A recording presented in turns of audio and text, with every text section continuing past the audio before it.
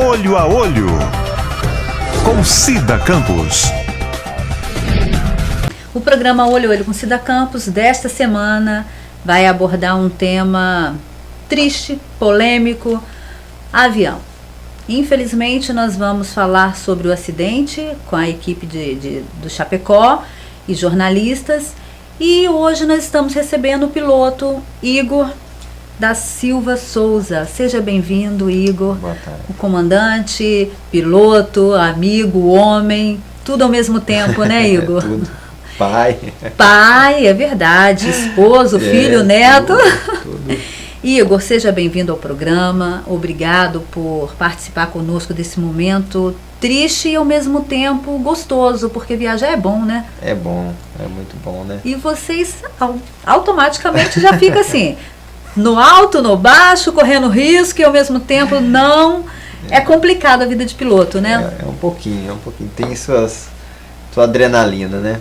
Mas você gosta, né, Igor? Com certeza. Piloto, a gente analisa assim, a maioria do pessoal entra assim, é quem gosta mesmo, quem se dedica, né? Você vê, não é uma profissão que a pessoa do nada, vou ser piloto. Não, se a pessoa não tiver aquele desejo, né, aquela paixão pela aviação, ele normalmente segue, né? Ele não segue, ele começa e tudo mais. E precisa um estudo constante, né? A gente estuda regularmente, né? A gente tem que estar sempre atualizando, né? Os regulamentos mudam, né? As condições, então a gente tem que estar sempre, né, atualizando e focado, né? A gente vai falar, a parte de segurança, né? Uma coisa que a gente, né, tem alguns workshops, treinamentos, mas assim, eu acho que tem pouco ainda, né? É muito pouco pela quantidade de aeronave que já tem voando. A gente que tem que correr atrás. Então a ANAC às vezes lança alguma coisa e a gente que tem que, senão você não fica nem sabendo que tem. Porque na verdade eles não mandam isso para vocês, no caso, ou não sei se existe uma associação de pilotos aqui no Espírito Santo. Essas associações, tem algumas no Brasil. Uma delas é a APA, que até participou na Rede Globo agora sobre o evento lá da Chapecó. E eles são um dos grandes incentivadores, assim, que trazem, né, esses sistemas, né? A gente há pouco tempo teve um treinamento desse em Vila Velha, né? Que foi a APA participou, o DSEA participou, então sempre, e eles gostam muito de participar, eles só precisam ser convidados, né? Então normalmente os aeroclubes, essas instituições que convidam, né, o pessoal do DSEA ou das associações para trazendo para a gente essas informações, atualizando. Você hoje é piloto de um avião? Isso. Que tipo de avião? Hoje eu trabalho com um avião monomotor de 4 lugares, né? É um avião pequeno, né? Pequeno. Mas assim, atende bem, a gente vai para São Paulo, Rio, Belo Horizonte. Normalmente. Mas não significa só porque ele é pequeno que tem menos responsabilidade. Pelo contrário, são vidas, não só a sua, como as 3 pessoas, né? Exatamente. Então eu acho que, infelizmente, a gente escuta falar a todo momento, em toda a imprensa, quando cai um avião ou quando cai um helicóptero. Infelizmente nós vamos falar aqui do acidente do avião, né, que caiu com a delegação do Chapecó e jornalistas, são amigos, são pessoas, né? Pois bem, este avião, quando caiu, antes de cair, ele pedia a ajuda, mas ao mesmo tempo ele não falava do problema. Exato. Isso é normal? Não é normal, né? A gente foi muito falado, né, a respeito disso. Então, um exemplo, né? Eu vou daqui para Vitória eu gasto meia hora de voo. Eu tenho que ter combustível para mim ir até Vitória, pelo menos para 1h30 de voo, né? Por quê? Eu vou daqui para Vitória é meia hora. Só que se eu não puder pousar em Vitória, eu tenho que alternar para um segundo aeródromo, segundo aeroporto. Um exemplo, eu posso alternar para Guarapari.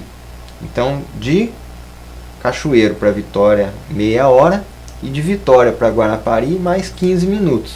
Então, o meu voo, na verdade, a minha programação de voo é 45 minutos. Porém, quando eu pousar em Guarapari, eu tenho que ter no mínimo 45 minutos de autonomia no tanque. Esse é um combustível que eu não conto com ele tem que estar lá, né? E para você contar, deu esses 45 minutos de voo, mas para você contar com mais um pouco de combustível, quanto o tanque de um avião comporta de combustível? Então, essa aeronave que eu trabalho, ela tem 4h30 de autonomia. Então, o cálculo máximo que eu posso fazer em todo o meu voo é 3h45, né? 3h45 minutos é o meu tempo máximo de voo até o destino e até a alternativa. Por causa disso, se eu chego na alternativa e por algum eventualidade tem uma aeronave para decolar ou tem outra para pousar, eu tenho que entrar no circuito, né? Então eu tenho que ter esse fôlego, né? Então eu tenho 45 minutos eu posso sobrevoar ali, aguardar. Eu não posso chegar ali, se eu não pousar aí eu vou ficar sem combustível. Porque aí nesse caso, que é o que infelizmente até então, até que prove ao contrário, aconteceu. Tudo indica, né? O que tudo está indicando, né? As evidências, né?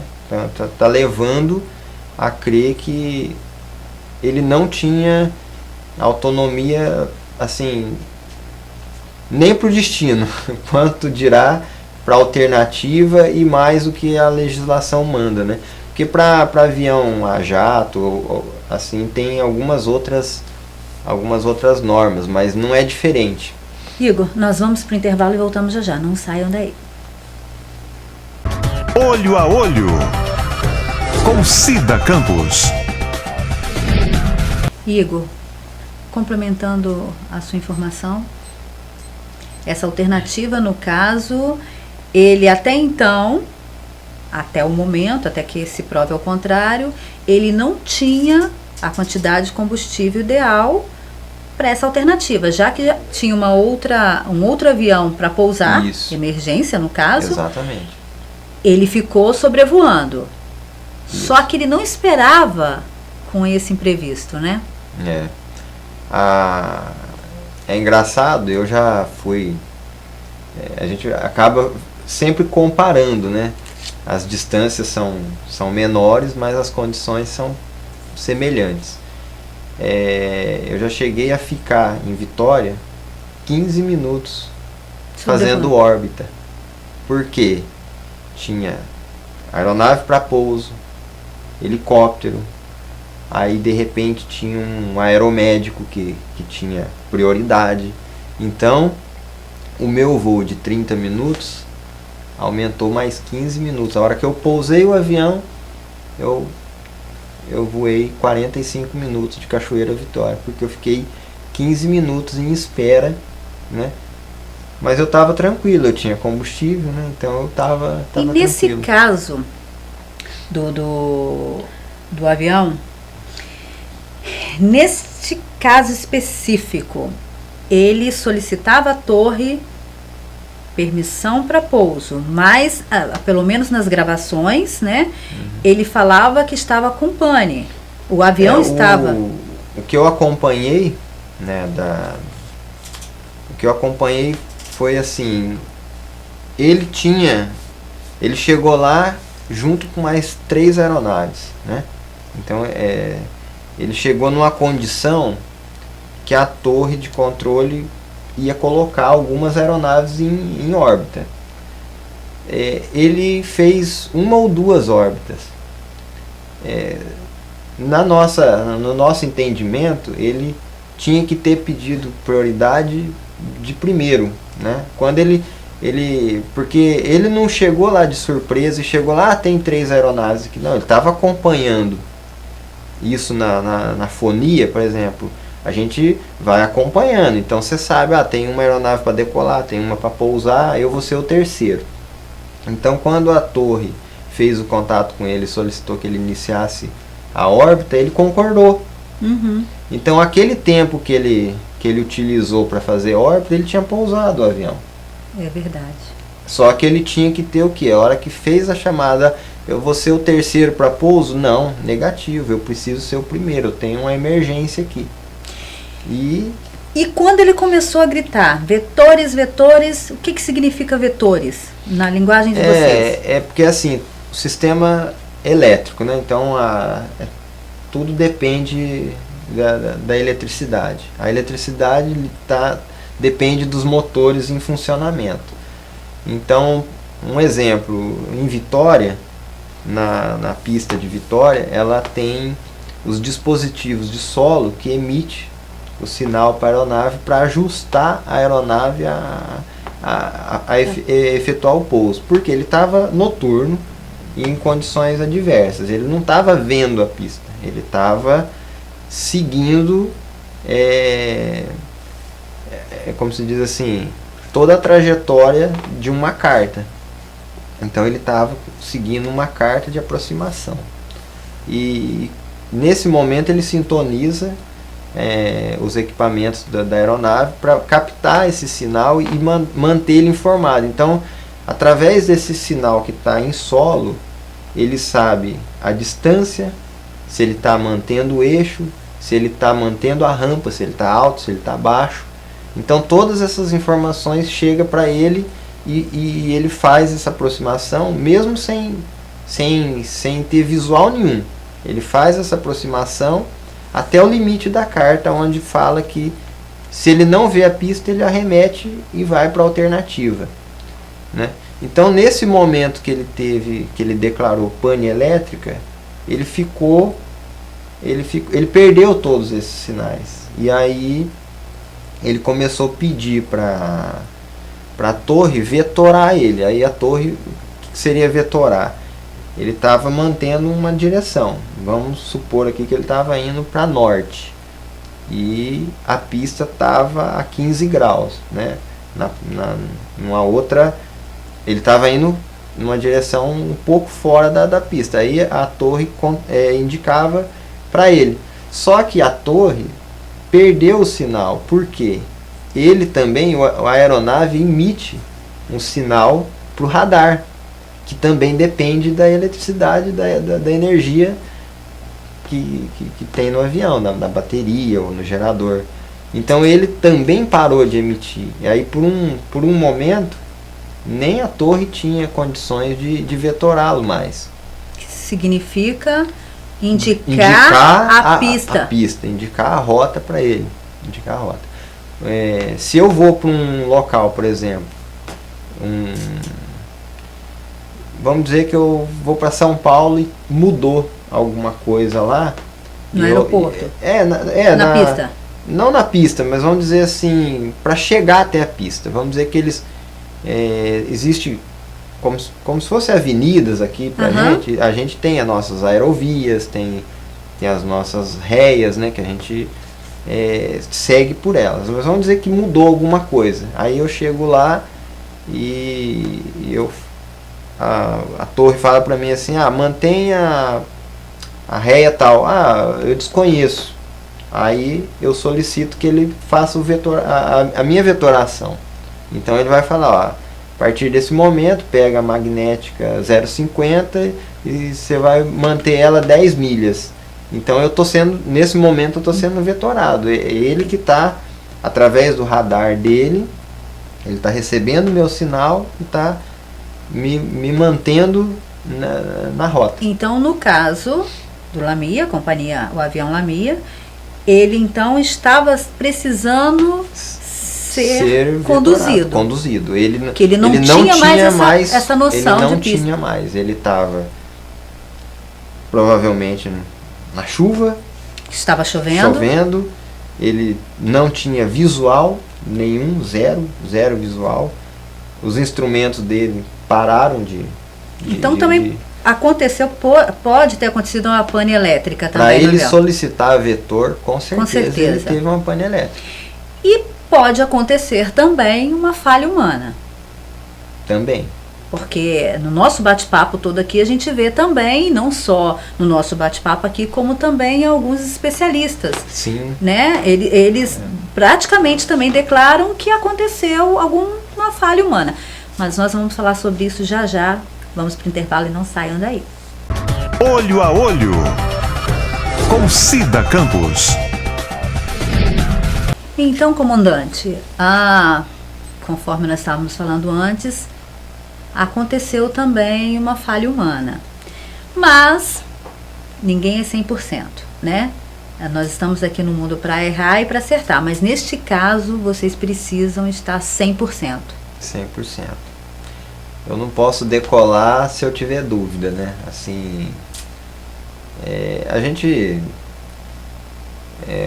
eu vi agora recente a esposa dele falando, alguns amigos, né, que ele era um piloto muito cuidadoso, experiente. Então, assim, isso fica difícil pra gente, né? Assim, porque é o mínimo, né? É o mínimo que a gente sempre cuida, né? Tem cuidados, né? Então, por exemplo, eu vou fazer um voo, mesmo eu já planejei, já passei o plano de voo, já abasteci o avião, já está tudo pronto.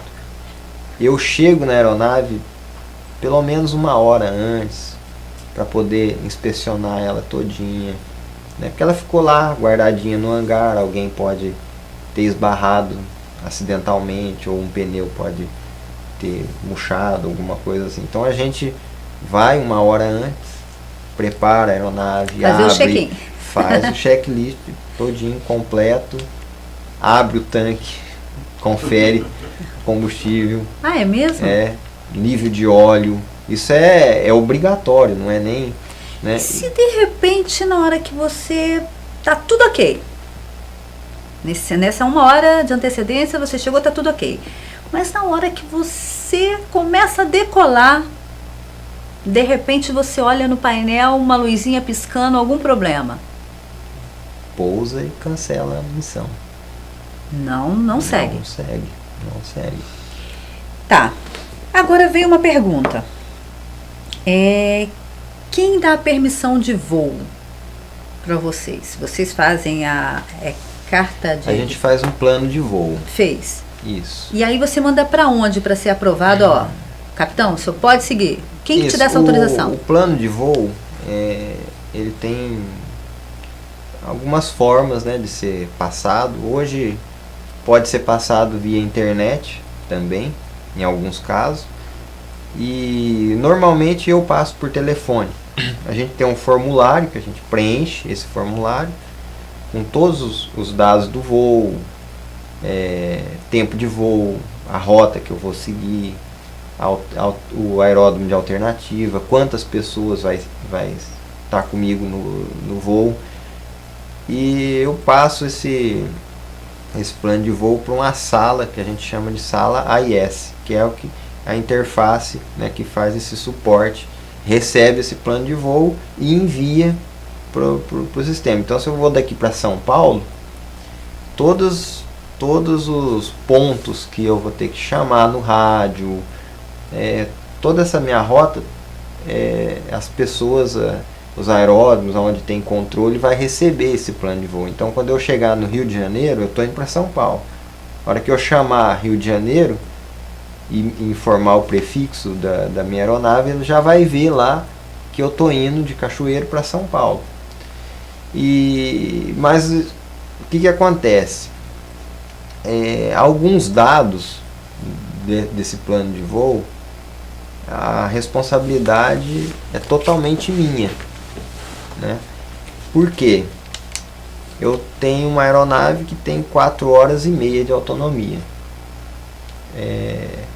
Vamos supor que eu já fiz um voo e estou só com 3 horas de autonomia no tanque. Se eu falar com a pessoa, com a atendente, que eu tenho 4 horas, ela não tem como certificar isso. A responsabilidade é minha. Porque é você que está na aeronave eu vendo. que estou na aeronave. Então, o comandante da aeronave, ele é o total responsável por todas essas informações, né? Então, se eu cometi uma negligência e informei que eu tenho 4 horas de autonomia, a função dela é registrar isso lá. Mesmo que você não tenha passado corretamente. Aí a responsabilidade, a responsabilidade é do comandante. minha. O que ela normalmente questiona quando eu passo um plano de voo é se eu estiver infringindo alguma área restrita, né, que nem sempre o voo é do ponto A para o ponto B. Às vezes a gente tem que desviar em algum determinado ponto, porque é área militar, é alguma situação assim. Então, quando eu não informo, às vezes eles questionam: ah, comandante, mas você vai direto? Como que vai ser a passagem, né, no setor tal, alguma coisa assim. Aí a gente, então assim, com relação a alguns pontos, eles questionam, mas com relação à autonomia, pessoas a bordo. Então a minha aeronave é para 4 pessoas. E se eu tiver em 5 lá dentro? Eu passei 4. Então a responsabilidade é minha, né? Eu que tenho que assumir todas essas informações. A influência do tempo, ela, no caso, se estiver chovendo, isso influencia muito no voo? Influencia. Em que sentido? Um exemplo. Para mim, minha aeronave é pequena, eu não vou tão alto assim, mas eu faço desvios. Se eu encontrar uma chuva na frente, eu vou fazer um desvio. Então aquele voo que eu planejei de 30 minutos pode demorar 40, 45, depende do tamanho do desvio que eu vou ter que fazer. Então o vento, se eu pegar um vento de frente, ele vai me segurar. Se eu pegar um vento de cauda, ele vai me empurrar. Então isso tudo influencia. Isso tudo influencia. E aí, com essa meia volta, ou então esse desvio que você tem que fazer, isso conta no combustível, porque não está no tempo de voo. Tudo isso tem que ser pensado. Pensado. E aí tem que ser pensado pelo piloto. Pelo piloto. Um voo de mais de 2 horas, né, sem interrupção para abastecimento ou alguma parada, alguma coisa, a gente tem carta de vento, né, que informa a predominância e a força do vento em vários níveis. Então tudo isso é pesquisa. Tudo isso é pesquisa. Então eu vou voar para tal lugar, então eu vou pesquisar carta de vento, todas essas coisas para... Nós vamos para o intervalo e voltamos já já. Tem muita coisa ainda para vocês saberem. Olho a Olho, com Cida Campos.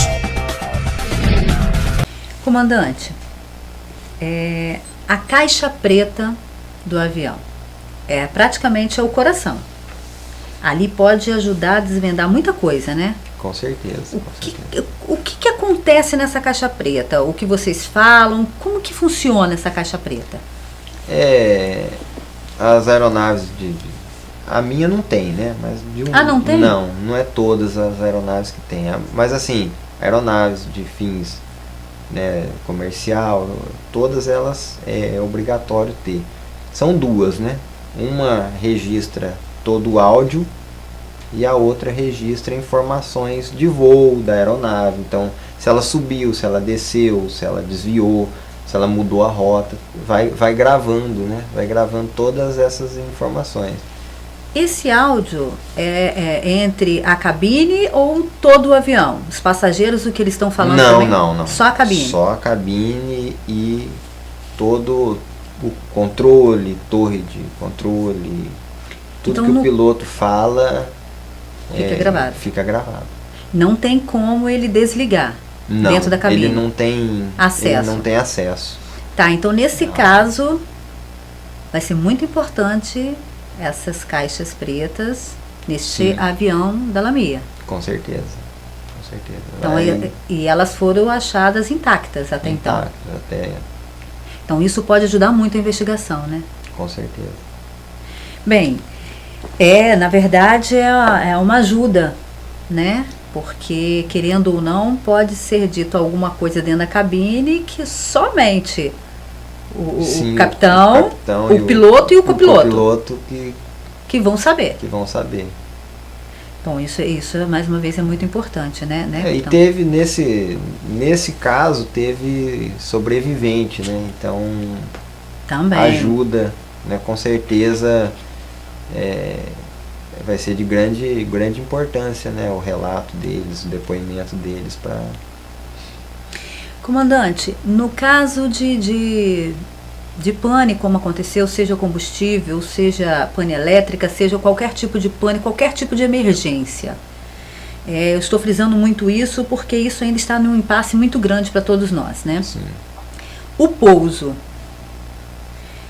Você acha que aquela atendente que estava ali naquele momento, ela tem autonomia de autorizar aquele pouso? Com certeza. Já é assim, declarou emergência,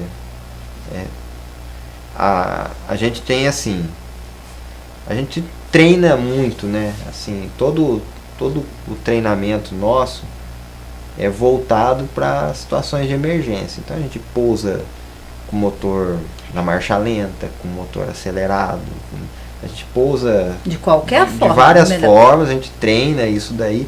E a torre de controle, todos os órgãos, eles estão, vamos dizer assim, eles estão ali para isso. Se você declarou a emergência, eles tiram a aeronave, desviam as outras aeronaves, eles preparam lá o solo, a pista, o bombeiro fica lá esperando. Então, ambulância, tudo isso. Tudo isso. Então, o piloto, se ele realmente viu que ele está numa situação que ele precisa de emergência, ele foge das regras, né? As regras, mas ele tem que ir por ali. Não, eu vou por aqui. Então a decisão, né? A decisão de como que vai ser isso, assim... A torre tem que dar na hora e ela tem autonomia então. Ela ou ele, seja quem estiver. Qualquer um. E nesse caso, é obrigação ou não tem obrigação o piloto avisar a tripulação, os passageiros que está acontecendo alguma coisa? Então, eu achei estranho quando eu ouvi o técnico de voo lá falando que para ele estava pousando. Ele não tinha conhecimento de que tinha acontecido um acidente. Que tava, ele falou, apagou as luzes, eu estava preparado para o pouso. E também não chamaram, né? Não teve, pelo que ele falou, não teve, né? Eu acho que com certeza uma aeronave em pane, a tripulação tem que estar sabendo para poder preparar e tentar, né, fazer o máximo que puder. Foi muito estranho esse fato. Na verdade eu também fiquei um pouco assustada porque o técnico ele ainda afirmou que neste caso de pane elétrica ele tem que ser chamado. Ele falou, e ninguém me avisou, ninguém me chamou, ninguém falou nada, nem para mim, nem para a comissária de bordo, né? O que dá a entender é que o comandante ele tentou, tipo assim, ele estava calmo até o momento que o motor apagou. E que ele gritou Jesus. A hora que o motor apagou, aí ele então quer dizer que é necessário que avise a tripulação, os passageiros? Com certeza. É fundamental, né? Tá todo mundo preparado, por isso que a gente vai no voo comercial, eles passam, né, as informações de um possível pouso de emergência, aqui, a saída é aqui, né? Então, neste caso, houve mais um erro humano. Até então, sim. E tudo indica que sim, né? A gente tem que aguardar, né, as investigações e tudo mais, porque pode ser que tenha algo a mais, né? Mas ficou evidente, né? Só o fato dele fazer um voo, né, que praticamente era a autonomia total dele, já complicou um pouco, né? Infelizmente isso tudo aconteceu, não tem como reverter a situação, não tem como trazer, infelizmente, as pessoas que morreram. Infelizmente foram 71 pessoas, né? E 6 sobreviventes, graças a Deus, né?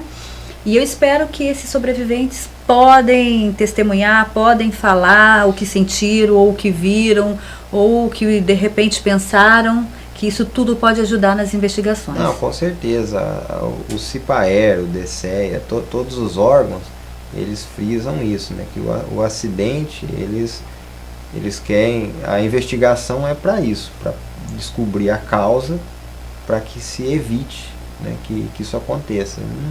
A intenção não é punir, não é, né, o cara pousou lá, não, ele quer descobrir para que isso não aconteça, que uma aeronave, que se for um defeito de fabricação, que o fabricante corrige em todas as outras aeronaves que estão voando. É muito sério, né? Por pouco, né? Não aconteceu isso na cidade, né? Podia ser em cima da cidade e ter tido um... Para a gente encerrar o programa, é lógico que eu vou lhe fazer essa pergunta. Eu espero que isso nunca aconteça, viu? Mas eu também. Que Deus te proteja e todos que estiverem a bordo. Mas se acaso uma emergência está acontecendo, você está ali no comando daquela aeronave, você prefere pousar na água ou em solo, na terra? Na terra eu acredito que vai ficar mais confortável, né? Você acha? Eu acho, dependendo da região, né? Da situação. A água que a gente tem aqui é o mar, né?